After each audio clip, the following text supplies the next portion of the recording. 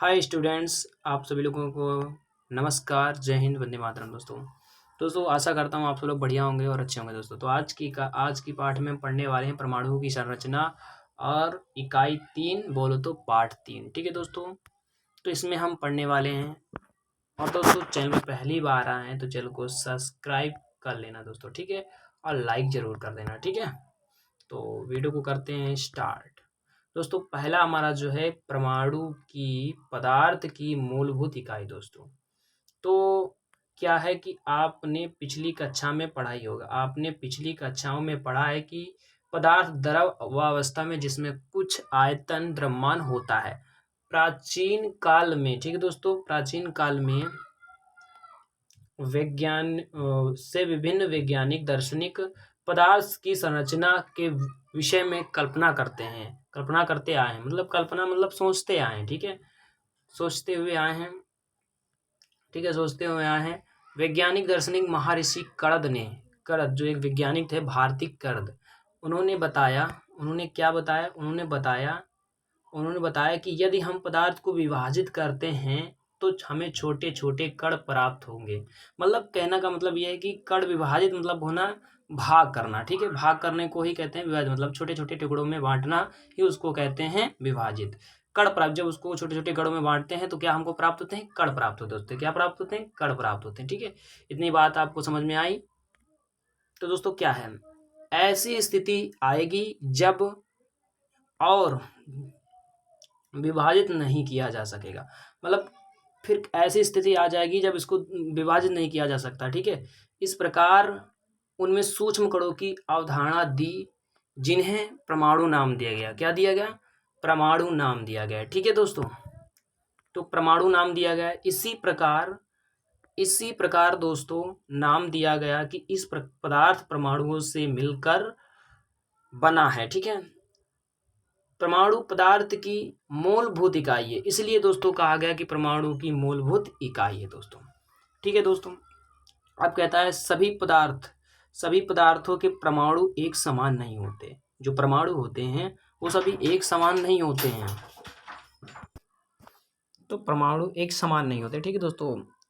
अलग अलग पदार्थों में अलग अलग प्रकार के परमाणु बनते हैं दोस्तों। क्या बनते हैं, अलग अलग परमाणु में, अलग अलग पदार्थों में, मतलब अलग अलग जो पदार्थ होते हैं हमारे, उसमें अलग अलग प्रकार के परमाणु बनते हैं।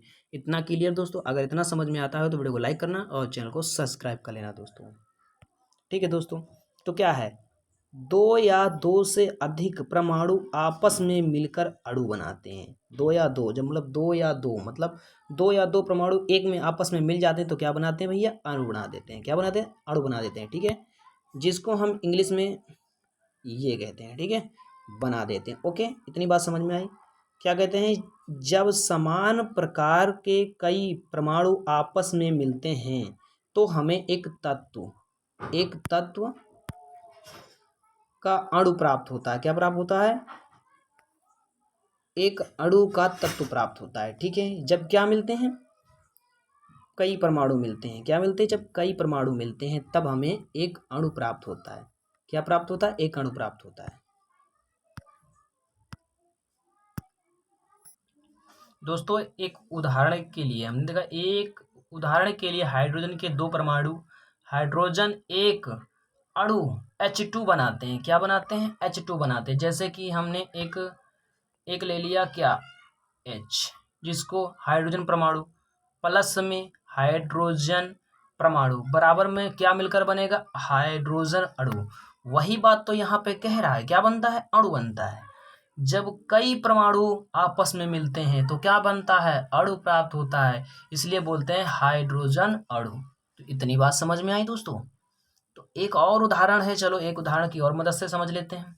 क्या कह रहा है, जब असमान प्रकार के परमाणु आपस में मिलते हैं, जब असमान, समझ रहे हो, समान और असमान, समझ रहे हो, आपस में मिलते हैं तो हमें यौगिक क्या प्राप्त होता है, यौगिक। इसको मिटा देते हैं इरेजर से, ये तो आपको समझने में दिक्कत होगी होगा। तो ये है, ओके।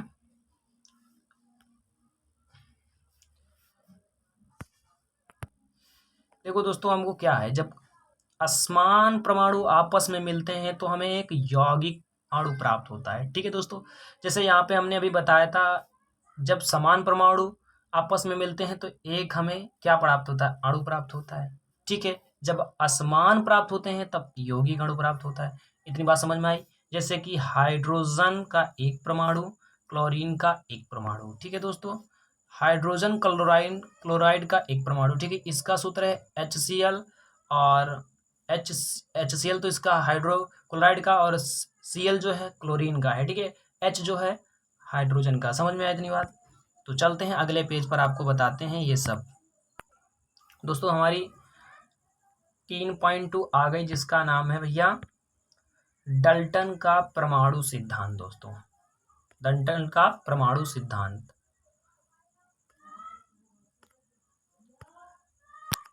जैसे दिया है, महर्षि कणद यूनानी दार्शनिकों एक अन्य लोगों द्वारा प्रस्तावित प्राचीन सिद्धांत केवल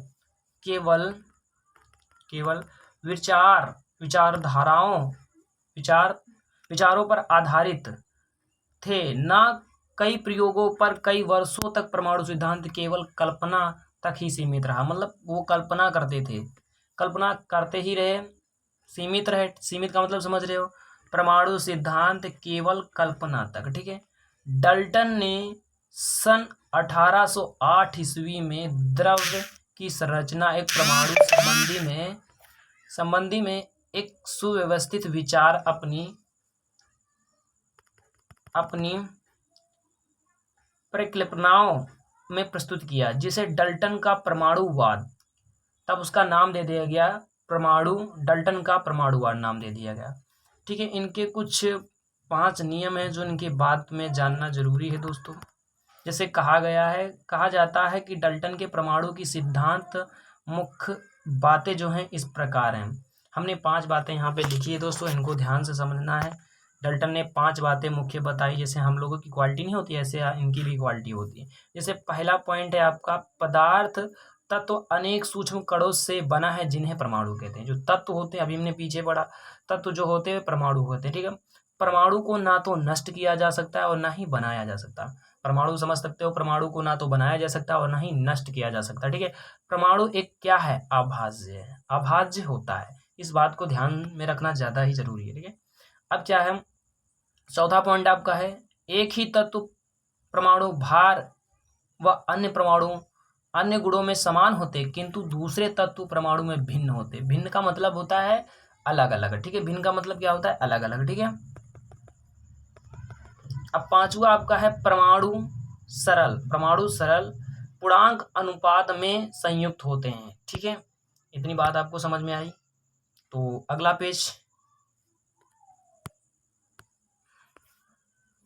हाँ ये परमाणु मंडल है, जरा इसका ध्यान से समझो। परमाणु मंडल क्या कह रहा है हमारा, इलेक्ट्रॉनों और प्रोटॉनों की खोज के पश्चात सर्वप्रथम परमाणु में उनके स्थान को निर्धारित करने की समस्या उत्पन्न हो गई। रूप में 3 वैज्ञानिकों ने आधुनिक परमाणु की संरचना मंडल प्रस्तुत किए गए। ठीक है,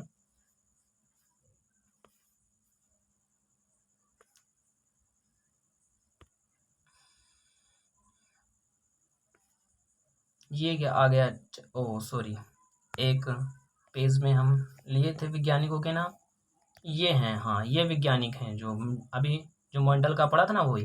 पहला थे जे थॉमसन का परमाणु मॉडल, दूसरे थे रदरफोर्ड का नाभिक मॉडल, तीसरा था नील्स बोर का मॉडल। ठीक है, ठीक है, ये थे 3 वैज्ञानिक जो अभी हमने पीछे बताया था। पेज आगे पीछे हो गया था, उसका कोई दिक्कत नहीं। ठीक है,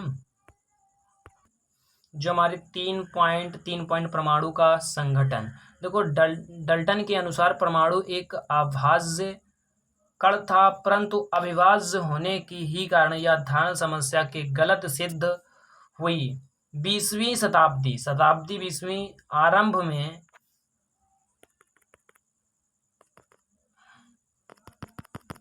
आरंभ में इसको मिटा देना जरूरी होता ना। प्रारंभ में अनेक वैज्ञानिकों ने इस क्षेत्र में कई कार्य किए। प्रयोग के आधार पर यह सिद्ध किया कि परमाणु विभाजित किया जा सकता है। क्या है, अभी पीछे पढ़ा था आपने कि परमाणु अभाज्य, लेकिन जो परमाणु का संगठन है उसने बताया कि परमाणु को विभाजित किया जा सकता है। ठीक है, परमाणु को विभाजित किया जा सकता है। इसको हटा देते हैं, ठीक है। विभाजित किया जा सकता है, उसकी एक निश्चित संरचना होती है। परमाणु की क्या होती है? एक निश्चित संरचना होती है। जैसे ठोस का एक आयतन निश्चित होता है, इसी प्रकार दोस्तों उसमें कई प्रकार के अवयव कण अथवा मूल कण होते हैं, ठीक है, विद्यमान रहते हैं। मुख्य रूप में ये तीन जो होते हैं, ये तीन मूल कण होते हैं। पहला कण क्या आपका है? मूल कण तीन होते हैं, इलेक्ट्रॉन, प्रोटॉन और न्यूट्रॉन दोस्तों, ठीक है। एक एक की डिफिनेशन पढ़ेंगे। पहला है इलेक्ट्रॉन दोस्तों। इलेक्ट्रॉन का आविष्कार किसने किया? तो भैया जे थॉमसन ने किया। किसने किया? जे थॉमसन ने। इतनी बात आपको याद रखनी है। किरणों के आधार पर, किसके किरणों के का अब पूछे तुमसे इलेक्ट्रॉन का आविष्कार किसने किया, तो आप बताओगे जे थॉमसन ने। अब किसके कारण किया था? अब कैथोड किरणों के कारण किया था, ठीक है। अध्ययन के ही इलेक्ट्रॉन का द्रव्यमान हाइड्रोजन H द्रव्यमान का लगभग 1/1837 भाग होता। बट्टे का मतलब समझ रहे हो ना? भाग होता, एक से भाग दे देना उसी को। अब इसको थोड़ा हम इरेज कर देते हैं ताकि आप लोगों को दिक्कत ना हो। इसको मिटा देते, ठीक है। हाँ, तो दूसरा क्या था? हमने दूसरा पढ़ा प्रोटॉन, पहला पढ़ चुके हैं इलेक्ट्रॉन। दूसरा है प्रोटॉन की खोज गैल्स्टीन ने सन 1866 में की थी। बाद में रदरफोर्ड ने इस परमाणु का नाम दे दिया। देखो, प्रोटॉन का नाम रदरफोर्ड ने दिया, और जो प्रोटॉन की खोज किसने की थी? तो गॉल्स्टीन ने की थी। किस सन में की थी? 1866 ईस्वी में। इस बात को ध्यान रखना, पेपर में ज़्यादातर यही पूछा जाता है, आपको इस बात को ध्यान रखना है, ठीक है। तो अगला पढ़ेंगे भैया हम न्यूटन का पढ़ेंगे। न्यूटन, देखो न्यूटन की खोज जेम्स चैडविक ने की थी। जेम्स चैडविक ने। न्यूटन विद्युत उदासीन मूल कण है। इसका द्रव्यमान हाइड्रोजन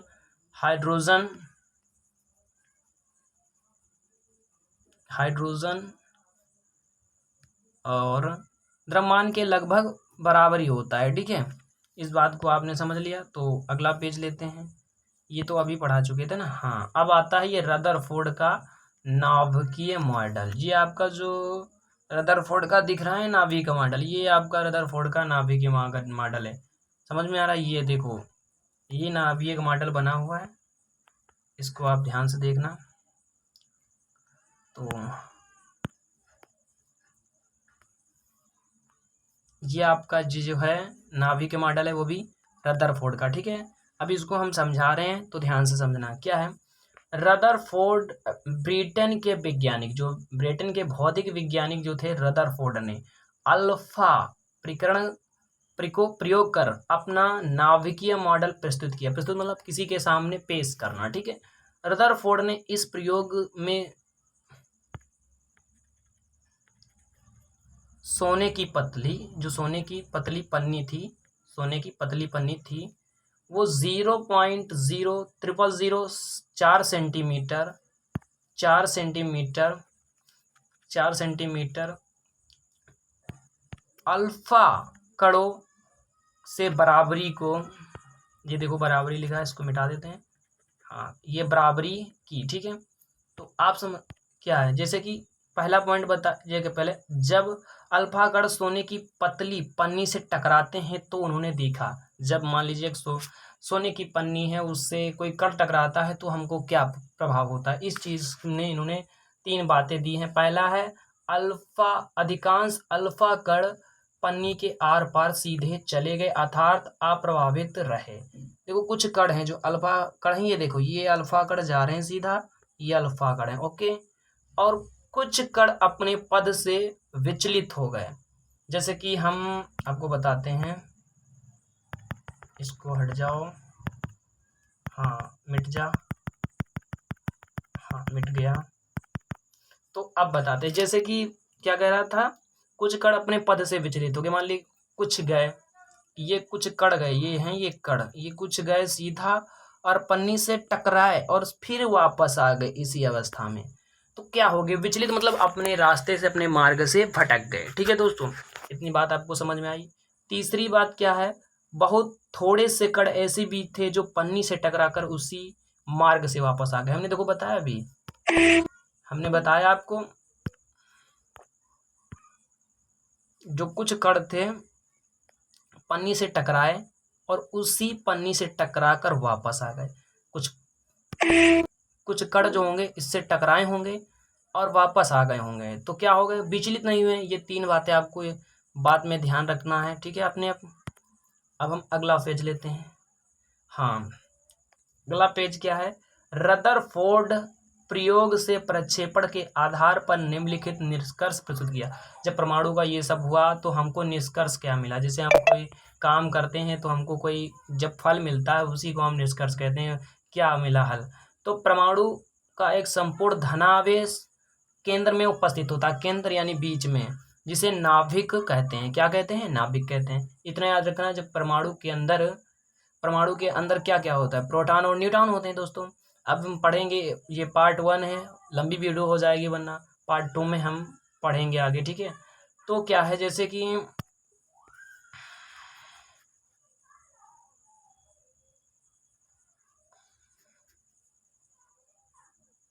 ये नाभिक का आयतन परमाणु की तुलना में बहुत कम होता है। जब नाभिक क्या होता है, अंदर, किसके अंदर होता है, नाभिक के अंदर 2 होते हैं, एक न्यूट्रॉन होता है, प्रोटॉन होता है, एक न्यूट्रॉन होता है, एक प्रोटॉन होता है दोस्तों। और दूसरी बात क्या है, परमाणु का नाभिक जो होता है ऋणावेशित इलेक्ट्रॉनों से घिरा रहता है। जो ऐसा इस प्रकार से परमाणु बना होता है गोल गोल, ठीक है, इसके किनारे किनारे किनारे किनारे जो भी होते हैं वो सब क्या होते हैं, इलेक्ट्रॉन होते हैं दोस्तों। जैसे कि मैं अभी बता रहा हूँ, एक सेफ लेकर बता रहा हूँ आपको, तो अच्छे तरीके से आपको समझ में आ जाए शायद। ये ले लेता हूँ, अच्छा भाई, हाँ, तो एक सेव ले, ये मैंने, तो आजा मेरे भाई, चलो आ नहीं रहा, कोई दिक्कत नहीं, छोड़ो हटाओ। इतनी बात समझ में आए। तो आप, अगर आपसे पूछा जाए परमाणु किससे घिरा रहता है, तो आप बताओगे नाभिक ऋणावेशित इलेक्ट्रॉनों से घिरा रहता है, ठीक है। तीसरी बात है, प्रयोग से अधिकांश अल्फा कण जो थे क्या हुए थे, पन्नी के आर पार चले गए थे, कुछ अभी हमने पीछे पढ़े।